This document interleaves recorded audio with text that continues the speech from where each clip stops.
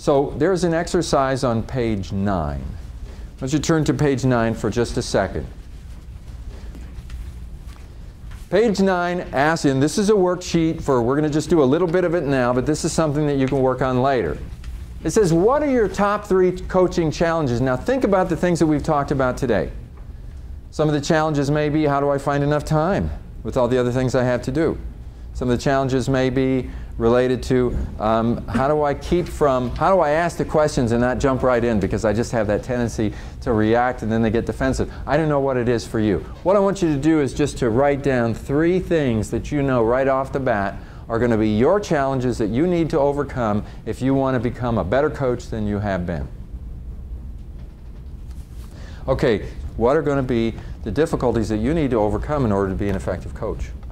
My top one was just making time for coaching and putting aside the things we talked about earlier, and really making time on the calendar even to know that this is going to be coaching time and not allow anything else to infiltrate that time. Yeah. Because there's always the opportunity there, and I think I just miss it often. Yeah.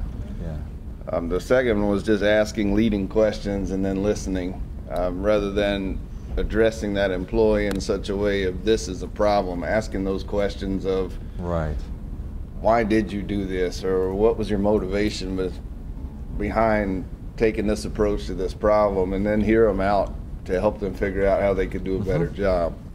And I want to say too that with those kinds of things, you get better with practice. It becomes more natural with practice. There's a habit a lot of times of just being very direct and being accusatory or telling them what they did wrong. If you start working with the questionings, it'll become natural. You'll never go back to the other way because it works so well. Okay. So. And then I put allowing the employee to respond instead of being all one-sided and then trying to wrap the thing up and get them out of my office, you know. And that's a temptation, you know, when you don't have time in the first place and you expect it to be a 15-minute thing, and then like in the role play with you, all this stuff starts to come out. Your tendency is to, I don't have time for this. And then you cut them off and you make matters worse. You break trust with them, and you know. So yeah, this is all really valid stuff. Well, good luck. I'm not going to be with you to make sure you do it. You know, you just have to work through those things. At least if you can look at them as challenges, you could maybe make some notes about some of the things that you could do to make sure that you can meet these challenges and overcome that. Thank you. How about somebody else? What are your 3 challenges? Time, of course, is finding the time to address it before it's stale. Yeah. So to speak. Yes, yes. And then once I do address it, is getting them to admit you've done something wrong or there's a better way to do it. It's very hard for people to do that, but getting them to buy in to take a look at it. Yeah. Let's try to look at the situation a different way. How do you think it went? How do you think it could have gone? What's something we could have done differently? But the Mac Daddy has got to be active follow-up to make sure on a timely, a regular basis that it's going well, and if it's not, correcting it once again before it gets stale again. Well, the great thing is you know what you need to do. You know, now it's just making sure that you do it. I mean, for some managers, they don't know what they need to do, and I mean, you're clear on that. So then it's just getting the consistency and working with it and making it a part of what you do. Yeah. Okay. Thank you. Let me get some more pearls here. I got 2 more boxes. Okay, so somebody else, share with us 3 things that are challenges for you in terms of coaching. Okay. Mine's very similar to the other 2. First is finding time to coach. Okay. That's one thing. I have a lot of paperwork and do a lot of back office functions, and need to put that aside. 2, to become a better listener and not to form an opinion without first listening to what they have to say. Yeah. I mean, it's impossible not to form an opinion. Right. Okay. Right. But when you throw that opinion out to them, it seems so judgmental and it feels like you're not listening. So you sort of hold your opinion in, and maybe they'll change your opinion. Right. I mean, allow them to change your opinion. Yeah. And not to attack the employee and always think I'm right just because I'm the manager. To listen more and let them speak. Yeah.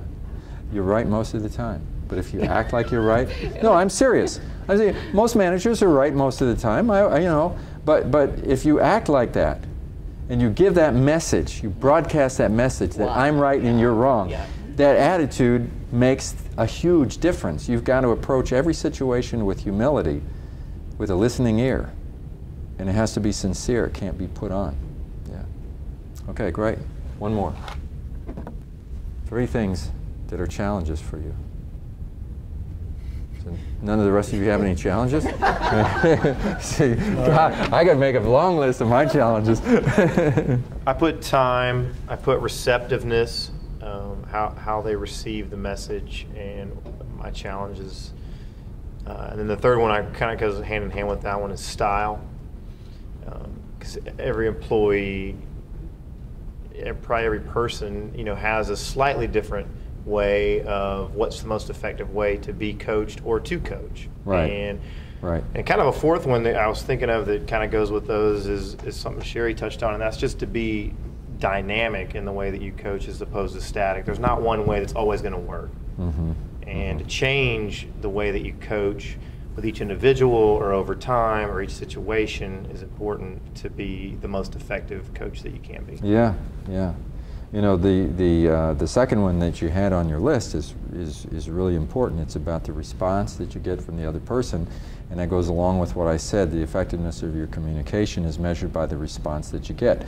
So if they're not receptive, then you work on how can you make this person receptive, and that ties into style, because what would cause one person to be receptive is going to cause another person to be not receptive, and it's working. All those things are all interrelated, except for the time one. That's a whole special thing, and it's like everybody's got that one, right? That's a challenge for all of us.